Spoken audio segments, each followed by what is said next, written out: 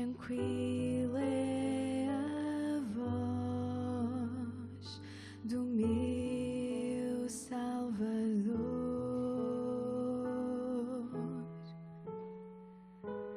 calma, mansa, serena, tranquila é a voz que me chama com amor.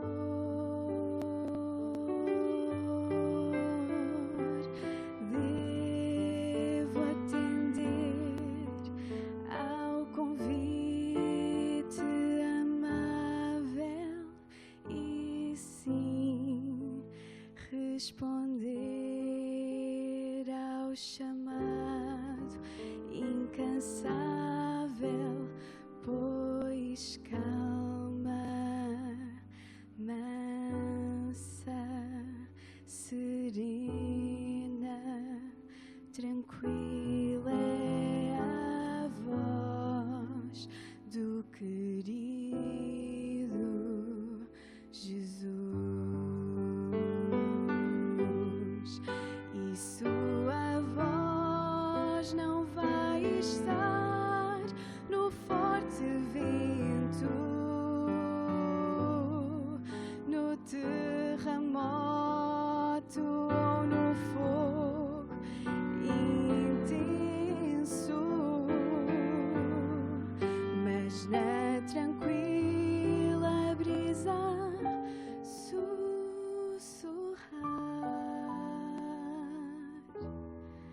Eu sei que ali a voz de Deus está.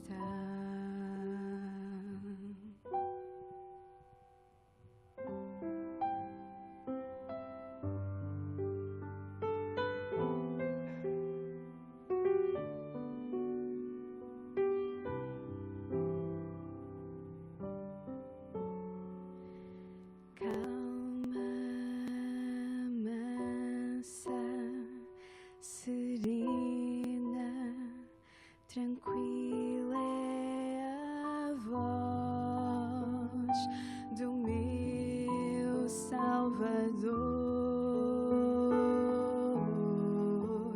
Oh, calma,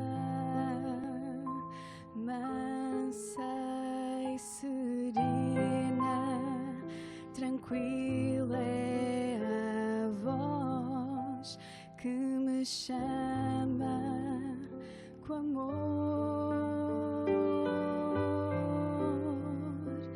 Devo atender ao convite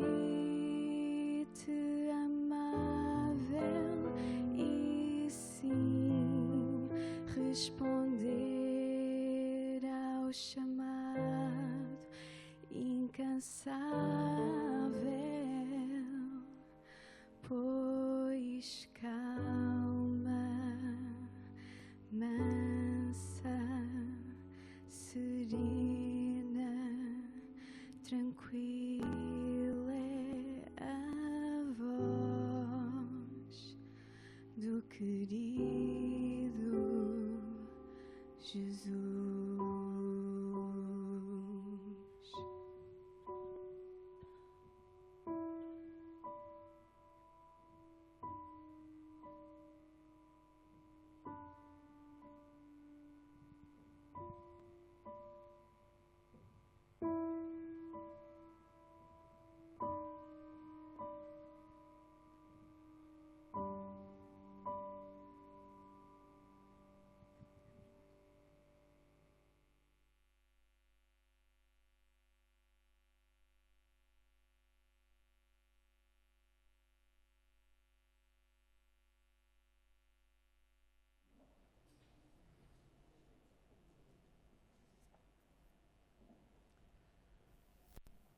Que bom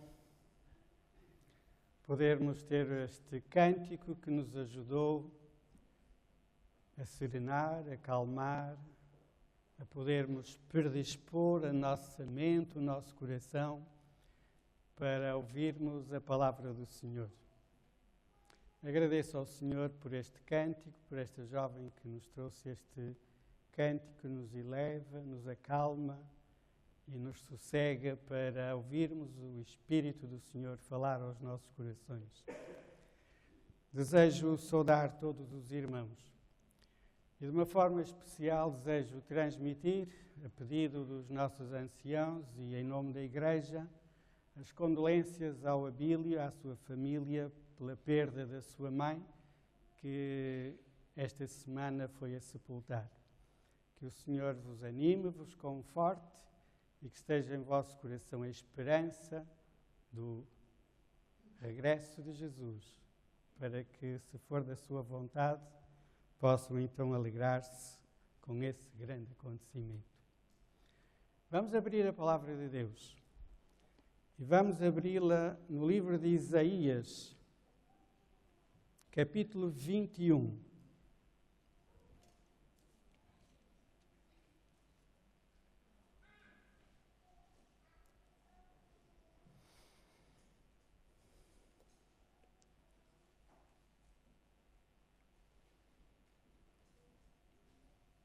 Isaías capítulo 21 e versos 11 e 12.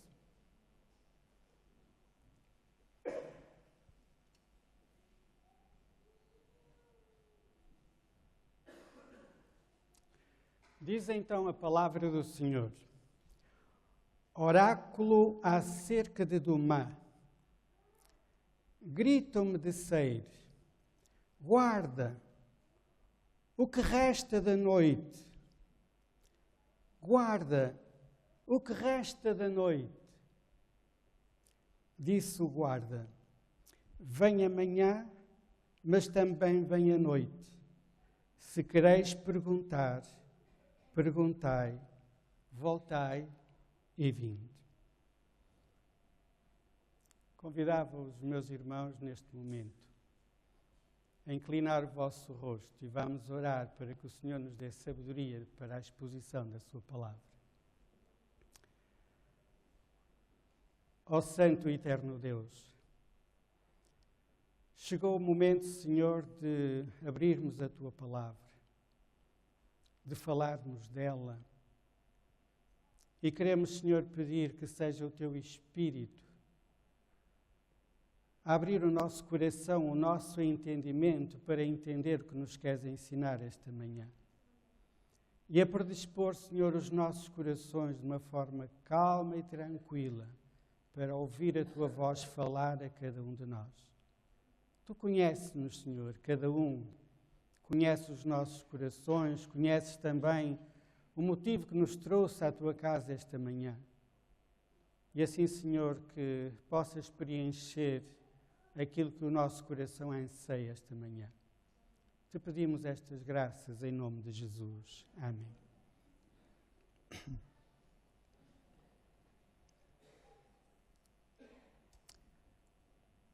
O texto que acabamos de ler fala-nos de Dumá. Dumá, conjuntamente com Seir, faziam parte da região da Idumeia, ou chamada terra de Edom. Dumá era um dos descendentes de Ismael, filho de Abraão.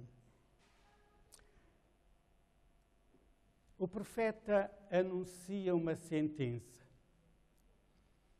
E na vossa tradução poderá estar oráculo, poderá estar peso, e estes nomes ou termos que são usados nas Escrituras referem-se ao momento de juízo, ao momento de julgamento de um povo. Por isso é que em algumas das vossas traduções diz sentença sobre Dumá. Alguém em Edom pergunta ansiosamente ao sentinela: guarda, que se passa na noite? Guarda, que vês na noite? Era uma hora de escuridão, era uma hora de perigo, e alguém estava ansioso que chegasse amanhã. A resposta do guarda é misteriosa e ela parece conter até ou esconder maus presságios. O guarda não dá uma resposta definitiva, simplesmente diz: embora venha amanhã, mas também venha a seguir a noite. E depois ele conclui, o guarda diz, como acabamos de ler no verso 12, a última parte: no entanto, se quereis perguntar, perguntai, voltai e vinde. Meus queridos irmãos, o guarda está a dizer: vocês podem vir outra vez, podem perguntar de novo, mas o que eu vos quero dizer é que a resposta não se altera. A resposta que eu vos tenho para dar é a mesma. Vem amanhã, mas vem de novo à noite. Meus queridos, o futuro reservava pouca luz, pouca esperança para aquele povo. E o guarda vê que as horas que estão pela frente são horas de escuridão, horas de incerteza para o povo de Dumá. Hoje a história nos confirma, a história sagrada nos confirma que os moradores da terra de Edom foram pisados por uma sucessão de conquistadores e foram reduzidos a uma desolação ou uma destruição. O guarda que vigiava dizia: se quereis perguntar, voltai e vinde. Mas não tenho outra resposta para vós. É que a noite vai voltar a seguir ao dia. Ou seja, a resposta não será diferente. Meus queridos irmãos, eu tomei este ponto de partida para a reflexão desta manhã para vos dizer aquilo que os irmãos já sabem. O futuro apresenta-se escuro como a noite. Pode até haver uma aparente melhoria, mas as coisas irão de mal a pior, tão certo como a noite segue ao dia. Os tempos que nós vivemos são tempos de escuridão. E eu dou graças a Deus porque Deus inspirou alguns anos antes para que fossem escritos os trimensários que ultimamente temos estado a estudar. No mês anterior estudámos sobre o profeta Jeremias. Ou o trimestre anterior. Este trimestre estamos a estudar sobre a rebelião. E, meus queridos irmãos, estas lições foram programadas por Deus para que nestes dias de escuridão, da história da terra, da história da igreja, estas lições pudessem despertar o povo de Deus. Nós vimos o trimestre anterior aquele servo de Deus tão maltratado, tão espezinhado, com uma mensagem de juízo para o povo de Deus. Mas os irmãos estudaram a lição, estudaram durante um trimestre e viram qual foi o resultado. Desolação e destruição para o povo de Israel. Cativo sofrimento que tanto Deus queria evitar. Começamos a estudar este mês que a rebelião afinal continua. E o povo de Deus lá vai andando outra vez em altos e baixos. E quero-vos dizer, queridos irmãos, que a história do povo de Deus se vai repetindo dia a dia até que Jesus venha. Estas mensagens que nós estamos a estudar é para a igreja de hoje, não é para sabermos a história de um Sansão, de um Gedeão, de um Baraque. Tiremos a lição que o Senhor nos quer ensinar. E despertemos, queridos irmãos, porque A noite vem, quando ninguém já pode mais fazer alguma coisa. Hoje, os guardas de Deus devem estar preparados para responder a qualquer que lhe pergunte a que horas estamos no mundo que nos encontramos. A escuridão moral e espiritual está assolando todo o mundo, mas infelizmente está contagiando o povo de Deus, está contagiando a Igreja. O Senhor Jesus dizia na sua oração: Pai, não peço que os tires do mundo, mas que os livres do mal. E aquilo que nós vemos através dos séculos na história do povo de Deus, o povo de Deus se deixa contaminar com o mal, se deixa arruinar. Temos nós, guardas que vigiam na noite escura desta terra, uma mensagem de confiança a transmitir àqueles que nos perguntam a que horas estamos da terra ou a que horas estamos neste mundo. Temos, porventura, alguma mensagem de esperança? Estamos nós preparados para quem nos pergunta a que horas estamos neste mundo? Será que estamos na hora de protelarmos decisões de assuntos que precisamos de tomar atenção e mesmo a respeito da nossa própria salvação?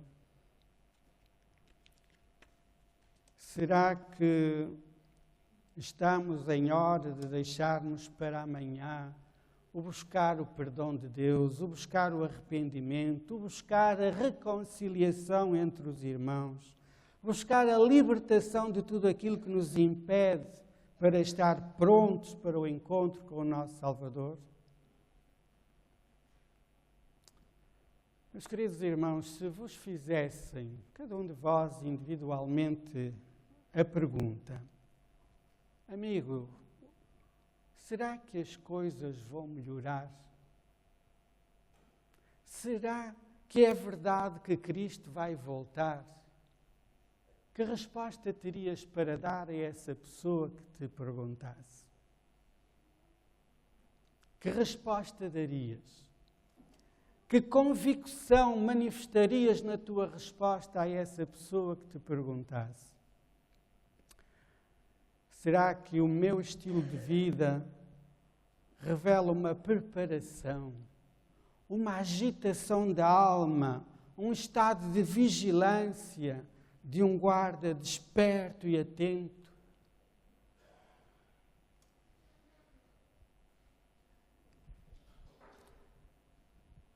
Os irmãos têm ali já um texto que veio antecipado, não sei se os irmãos querem ir por ali.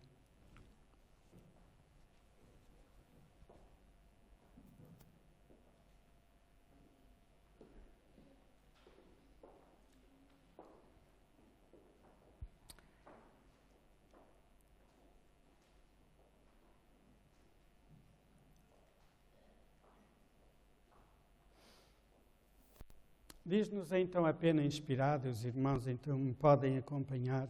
Diz então: a compreensão da esperança da segunda vinda de Cristo é a chave que abre toda a história futura e explica todas as lições do futuro.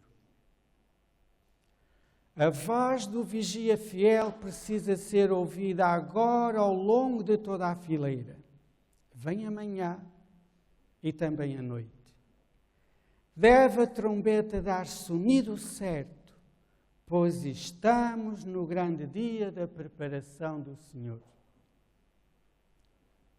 Acreditam nisto? Acham que é verdade estas palavras inspiradas? Estamos no dia da preparação do Senhor.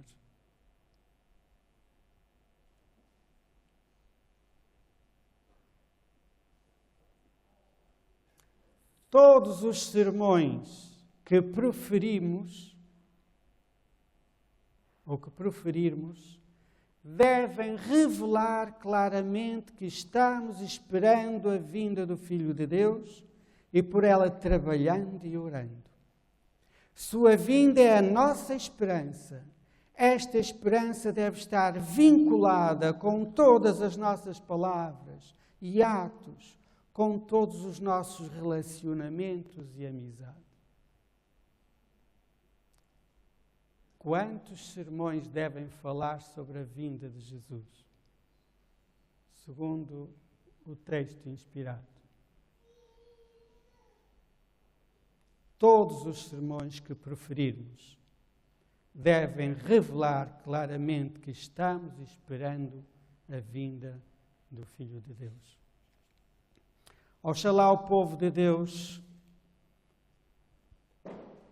tivesse o senso da iminente destruição de milhares de cidades, agora quase entregues à idolatria.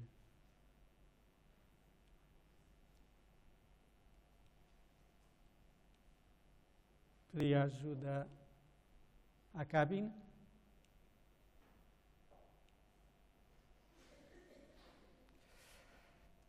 Os juízos de Deus estão na terra.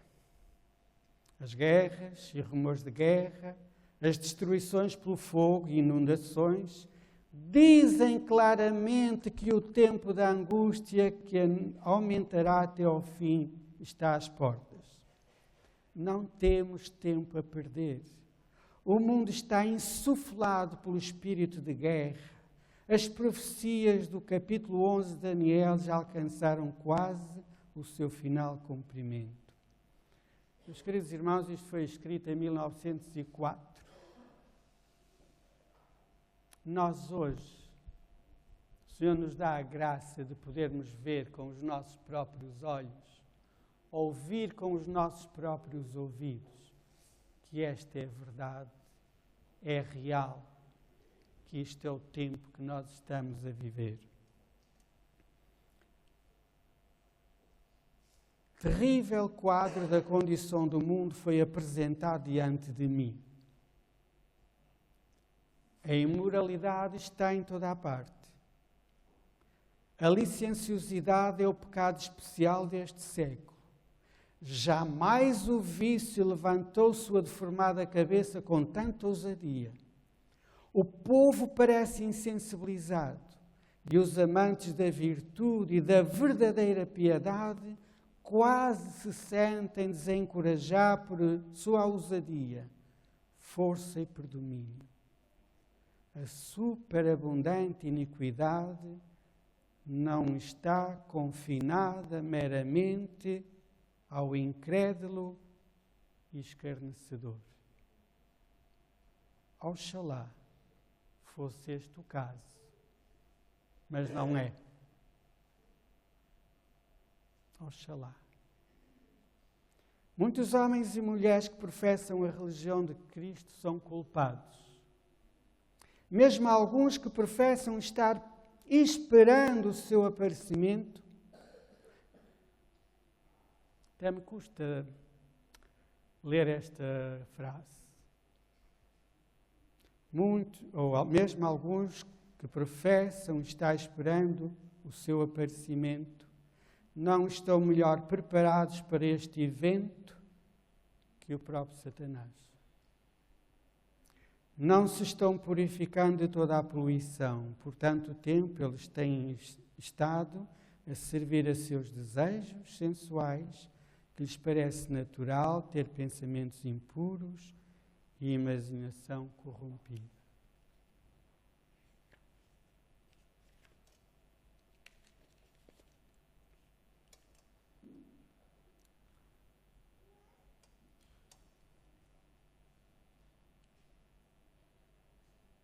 É-lhes tão impossível levar os pensamentos a demorar-se em coisas santas e puras, como seria mudar o curso de Niágara e fazer que suas águas subam em direção oposta àquelas.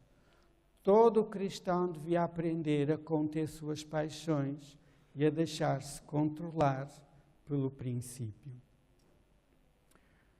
Se a lascívia, poluição, adultério, crime e assassínios estão na ordem do dia entre os que não conhecem a verdade e que recusam ser controlados pelos princípios da palavra de Deus, quão importante é que a classe dos que professam ser seguidores de Cristo, intimamente associados a Deus e aos anjos, mostrem-lhes melhor e mais nobre conduta. Somos peregrinos e estrangeiros que aguardamos a bem-aventurada esperança, o glorioso aparecimento do nosso Senhor e Salvador Jesus Cristo, e por ele ansiamos e oramos. Se queremos isto e introduzimos em nossa vida prática, que ação vigorosa não inspirará essa fé e esperança? Que fervente amor mútuo, que vida esmerada e santa para a glória de Deus. E no respeito que manifestarmos pela recompensa do galardão, que fronteiras nítidas de demarcação serão comprovadas entre nós e o mundo. Eu creio que todos os que estamos aqui esta manhã aguardamos a bem-aventurada esperança. Aguardamos a segunda vinda de Jesus. Sejamos sinceros e façamos a pergunta a nós mesmos. Que fronteiras estão demarcando o nosso estilo de vida em relação àqueles que não acreditam na segunda vinda de Jesus? Ou seja, que linha de demarcação pode ser notada entre aqueles que aguardam a segunda vinda de Jesus e aqueles que não acreditam em nada destas coisas? Que diferença se pode notar? Que fronteira de demarcação encontram aqueles que nos visitam quanto à conduta cristã, na forma de vestir, na forma de nos relacionarmos e no nosso estilo de vida? Pensemos seriamente, meus irmãos. Aqueles que nos visitam, aqueles com quem nos associamos, será que eles notam alguma linha de demarcação no nosso estilo de vida, na nossa forma de ser, na nossa forma de estar? Será que notam alguma diferença, alguma demarcação, alguma fronteira? Estão os nossos hábitos em família e fora dela demonstrando uma demarcação do povo do Advento e do mundo? Prezados irmãos, sabem porque é que ainda estamos aqui a aguardar a bem-aventurada esperança? A resposta é a incredulidade, o mundanismo, a falta de consagração e a contenda entre o professo povo de Deus que nos tem detido neste mundo de pecado e dor por tantos anos. Talvez tenhamos de permanecer muitos anos mais neste mundo por causa de quê? Por causa de quê, queridos irmãos?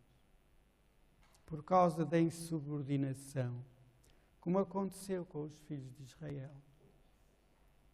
Mas por amor de Cristo, seu povo não deve acrescentar pecado a pecado, responsabilizando a Deus pela consequência de seu procedimento errado. O apóstolo Pedro, na segunda carta, ele escreve o seguinte. Segunda carta do apóstolo Pedro, no capítulo 3 e no verso 9, podemos ler o que nos diz a palavra de Deus. Segunda carta de Pedro, capítulo 3 e verso 9.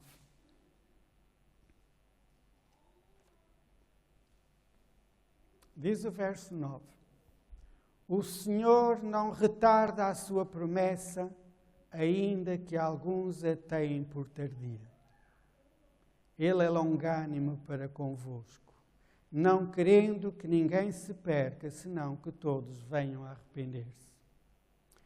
Meus queridos irmãos, todos nós sabemos e temos aprendido ao longo da nossa experiência cristã que o Senhor é longânimo, mas a sua longanimidade terá um limite, terá um término. Um dia, quando Jesus cessar a sua função no lugar santíssimo e Ele disser, está consumado, terminou a longanimidade de Deus. Nada mais pode ser feito. E nós vemos na história do povo de Israel, a nossa história, a história do povo do Advento, a história da Igreja hoje, em subordinação aos conselhos da Palavra de Deus e do Espírito de profecia. Tu e eu, meu prezado irmão, minha prezada irmã, precisamos de ser um guarda, um sentinela que conhece a Palavra de Deus e pode responder pelas profecias a quem nos perguntar a que hora estamos do mundo. O Senhor chama cada um de nós a ser um guarda, um sentinela, para advertir o povo dos movimentos insidiosos do inimigo num tempo de guerra. Em Ezequiel, capítulo 33, o Senhor faz-nos um convite, faz-nos um apelo. Ezequiel, capítulo 33.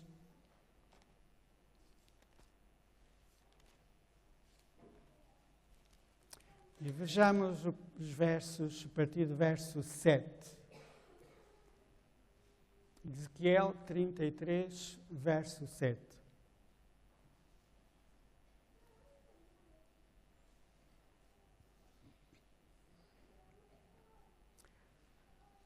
A ti, ó filho do homem, te constituí por atalaia sobre a casa de Israel. Tu, pois, ouvirás a palavra da minha boca e lhes darás aviso da minha parte. Se eu disser ao ímpio, certamente morrerás, e tu não falares, para desviar o ímpio do seu caminho, morrerá esse ímpio na sua iniquidade, mas o seu sangue eu requererei da tua mão. Mas se advertires o ímpio do seu caminho, para que ele se converta, e ele não se converter, morrerá na sua iniquidade, mas tu terás livrado a tua alma. Tu, filho do homem, dize à igreja de Avintes, diz aqui a casa de Israel, não é? Assim falais vós, visto que as nossas transgressões e os nossos pecados estão sobre nós e nós desfalecemos nele, como viveremos então? Diz-lhes, tão certo como eu vivo, diz o Senhor Deus, não tenho prazer na morte do ímpio, mas em que o ímpio se converta do seu caminho e viva. Convertei-vos dos vossos maus caminhos, porque morrereis, ó casa de Israel. O Senhor nos manda os seus avisos, os seus apelos constantemente, para que nós reconsideremos e avaliemos os momentos que estamos a viver na história deste mundo. Diz-nos a pena inspirada. Estas palavras do profeta declaram a solene responsabilidade que repousa sobre os que são designados como vigias da Igreja, mordomos dos mistérios de Deus. É a solene responsabilidade de quem? Sentinelas. Somos todos nós sentinelas. E vejam o que diz a seguir. Têm os sentinelas sobre os muros de Sião o privilégio de viver tão perto de Deus e ser tão suscetíveis às impressões do seu espírito que Ele possa operar por meio deles para avisar os pecadores do perigo que correm, indicando-lhes o lugar de segurança. Este é o trabalho de cada um de nós, queridos irmãos, como sentinelas de Deus.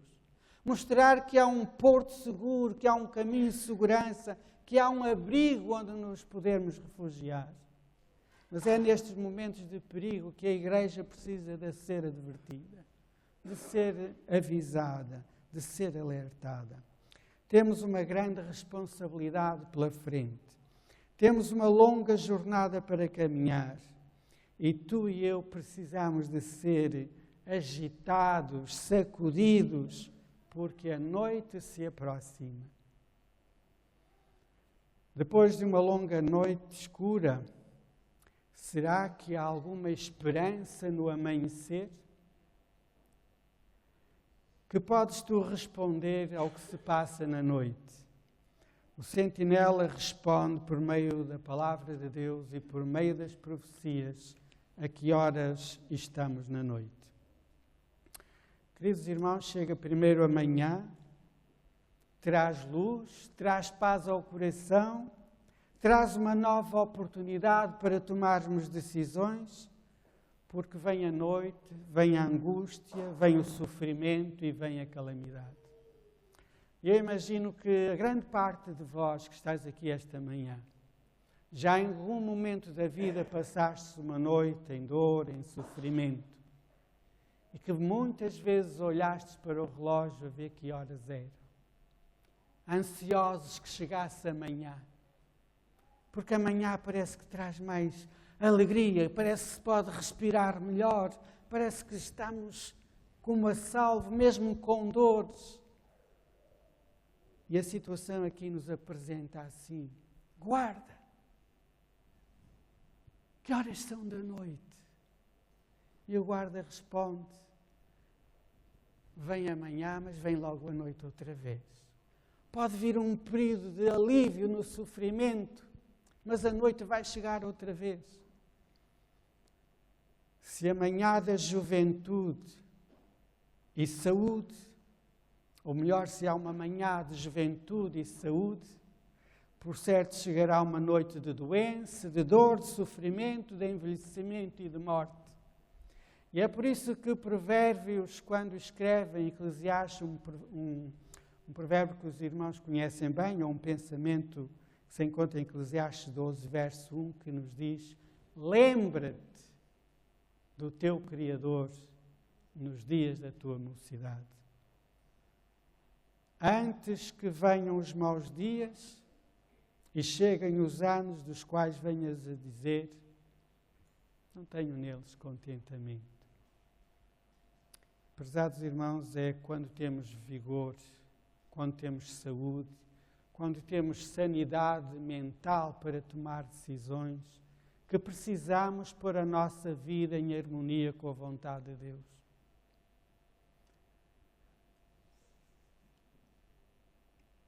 Continua a pena inspirada dizendo o seguinte: estão as sentinelas a quem esta pergunta é feita em condições de fazer soar o toque certo da trombeta? Estão os pastores cuidando fielmente do rebanho que são responsáveis? Estão os ministros de Deus cuidando das pessoas, compreendendo que os que estão sob o seu cuidado foram comprados pelo sangue de Cristo? Grande obra tem que ser feita no mundo e que esforços estamos fazendo para realizá-la? Escutem agora. Os crentes têm tido demasiados sermões. Mas ensinou-se-lhes a trabalhar por aqueles por quem Cristo morreu. Ideou-se uma espécie de trabalho que lhes haja sido apresentado de maneira tal que cada um tenha visto a necessidade de participar na obra. Eu sei que os líderes da Igreja estiveram reunidos, estiveram a elaborar um projeto, um plano para o ano 2016, um plano de trabalho. Tantos anos se faz planos. E infelizmente chega ao segundo, terceiro mês parece que tudo esvai, tudo passou. Não ficou além de intenções. Mas diz-nos a palavra de Deus que é necessário idear-se uma espécie de trabalho que seja apresentado de maneira tal que cada um sinta a necessidade de participar nessa obra. Cada crente que está aqui presente, cada membro da igreja, o Senhor tem uma obra para realizar. Temos um testemunho para dar. E os irmãos não podem escudar-se ou deixar que isso fique ao critério dos dirigentes. Todos temos uma responsabilidade de testemunhar. E o Senhor idealizou esse plano por minha salvação, por vossa salvação. Porque ao trabalhar por outros nós seremos abençoados. Diz-nos um outro trecho o seguinte: é evidente que todos os sermões pregados não produzirão grande colheita de obreiros abnegados.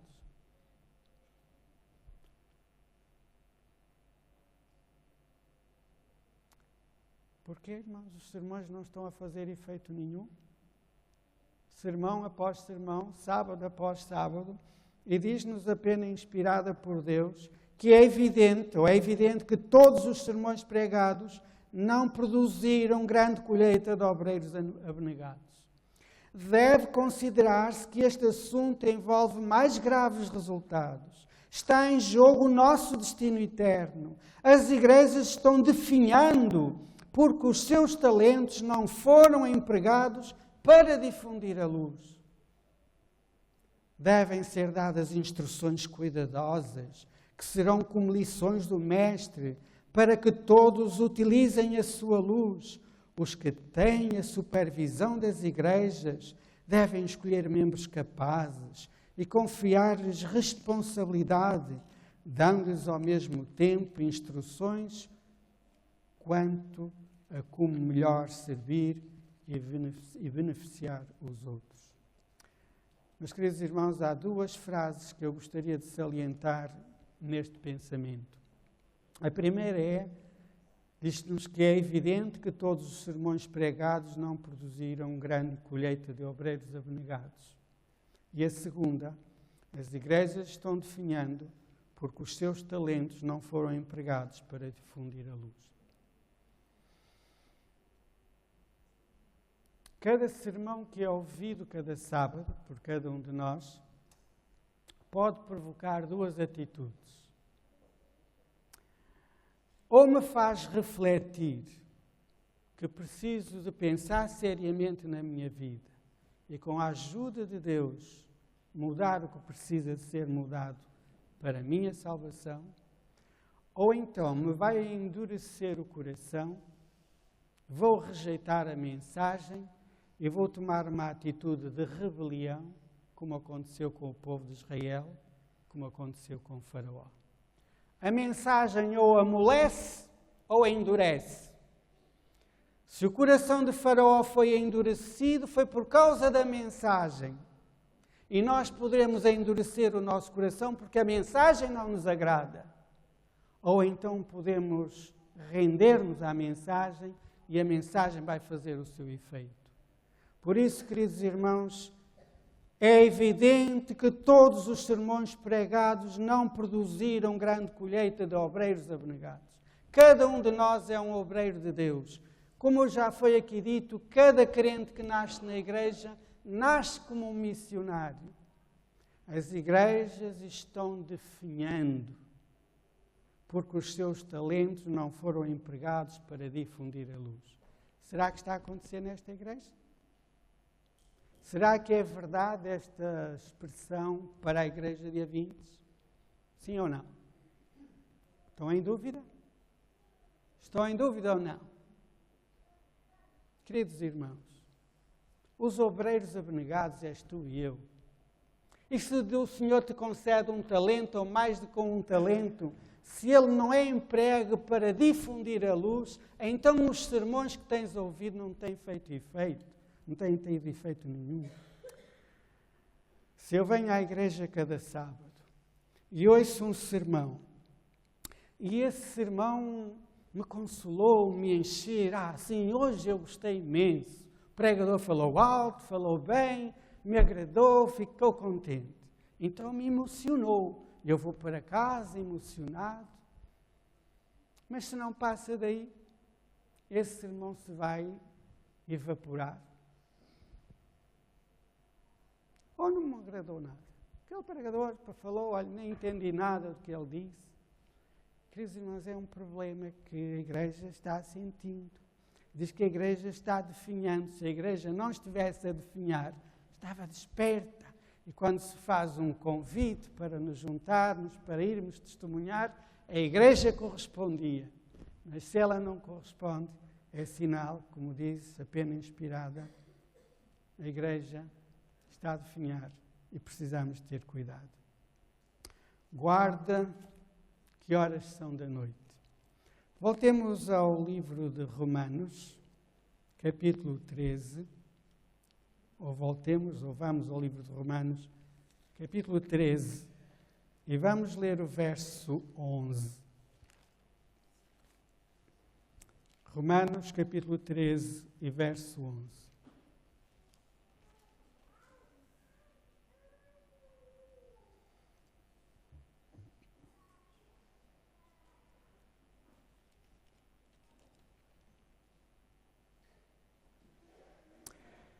E fazei isto, conhecendo o tempo.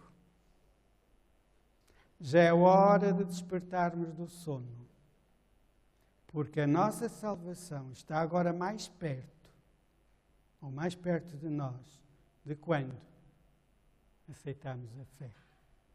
Meus queridos irmãos, sejam sinceros, sejam honestos. Os irmãos acreditam que Jesus agora está mais próximo, mais perto de quando aceitaram a fé? Estão convictos disso? Eu aceitei a fé, conheci a palavra de Deus, o Evangelho, quase há 50 anos, ainda não foi isso. Já se falava na altura que Jesus vai voltar. Prepara-te, ó Israel, para te encontrares com Deus. Cristo vem, prepara-te. Mas hoje, decorridos quase 50 anos, aos irmãos que têm perto desses anos, ou menos alguns, estão convictos que Jesus está mais perto agora de quando conheceram o Evangelho, sim ou não?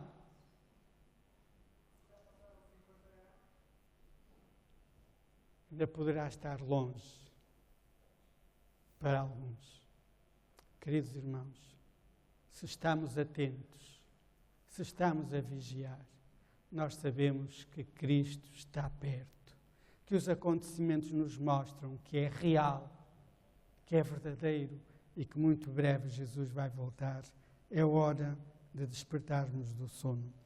O fim está perto, aproximando-se imperceptivelmente como o silencioso aproximar do ladrão da noite. Conceda ao Senhor que não fiquemos por mais tempo a dormir como fazem os outros, mas que vigiemos e sejamos sóbrios. Não temos tempo a perder. O fim está próximo. Em breve, a passagem de um lugar para outro, a fim de transmitir a verdade, será cercada de perigos à direita e à esquerda. Far-se-á tudo para obstruir o caminho dos mensageiros do Senhor, de modo que não possam realizar o que lhes é possível executar agora. Sabem porque é que é tempo de despertarmos? Que muito breve vamos ser impedidos de testemunhar da nossa fé. Muito breve. Vamos ser impedidos ou dificultados de andar a distribuir literatura, porque poderemos ser denunciados por isso. E o Senhor nos diz pela sua palavra que é agora a hora de despertar do sono e de pormos em marcha. Diz ainda a pena inspirada: cumpre-nos olhar de frente nossa obra e avançar o mais depressa possível em luta intensa, Segundo a luz me foi dada por Deus. Quem é que concedeu a luz a Helena White? Segundo a luz me foi dada por Deus. Sei que as potências das trevas estão trabalhando com intensa energia que procede de baixo. E a passos furtivos vai Satanás avançando para se apoderar dos que agora se acham adormecidos, qual lobo que se apodera da presa.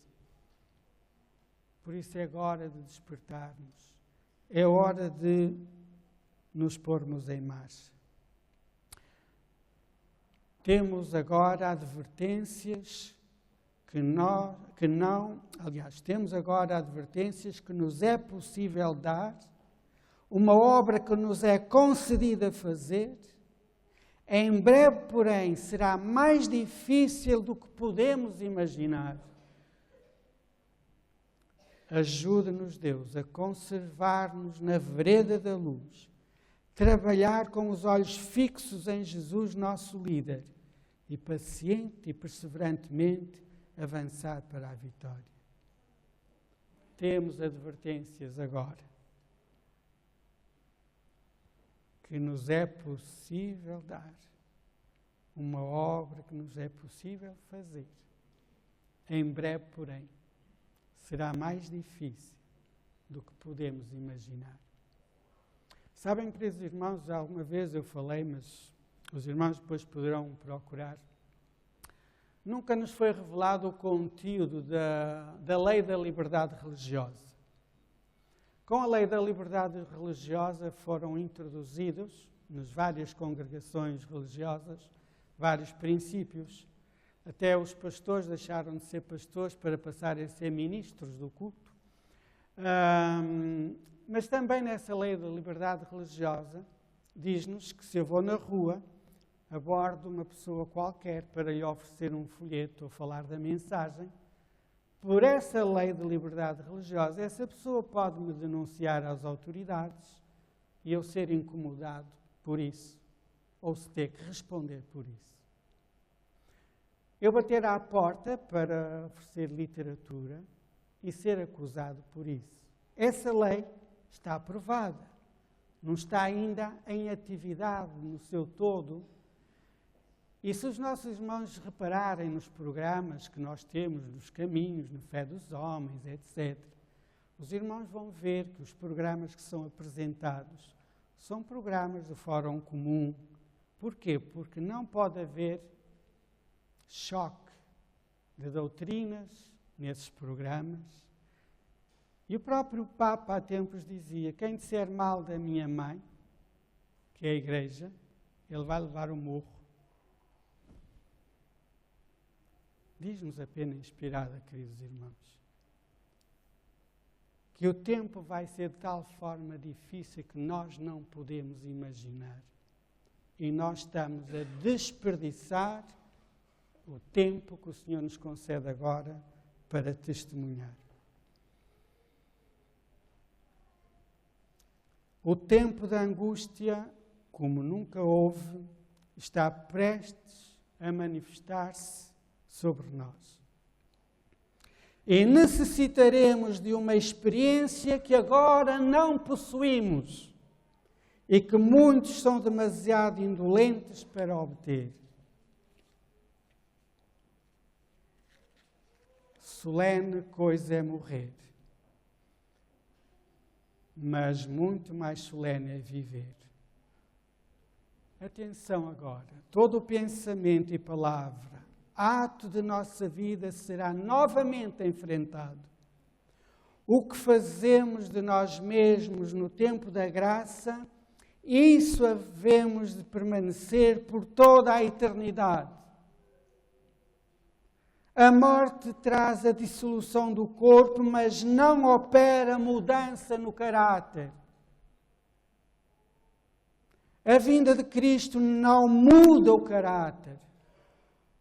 Fixa-o apenas para sempre, além da possibilidade de qualquer mudança. É muito sério, queridos irmãos, a nossa preparação para o encontro com Jesus. Como atalaias, como sentinelas, como guardas, como vigias, o Senhor nos convida a estar alerta, a vigiar e a preparar-nos. E como veem nesta citação que eu vos acabo de apresentar, diz-nos que a vinda de Cristo não nos muda o caráter.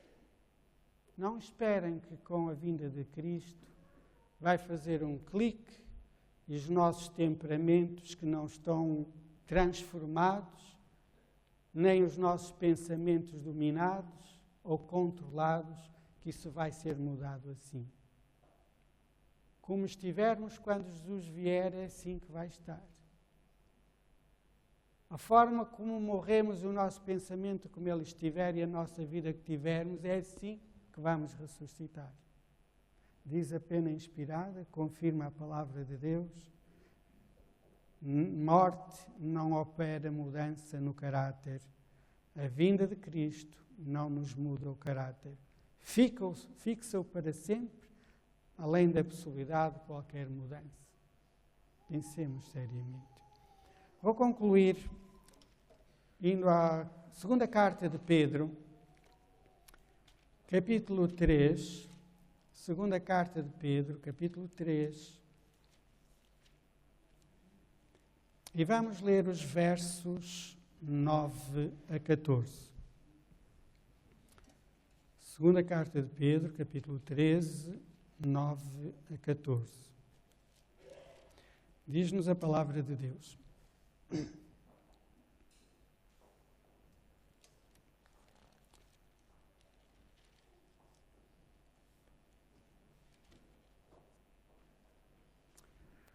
O Senhor não retarda a sua promessa, ainda que alguns a tenham por tardia.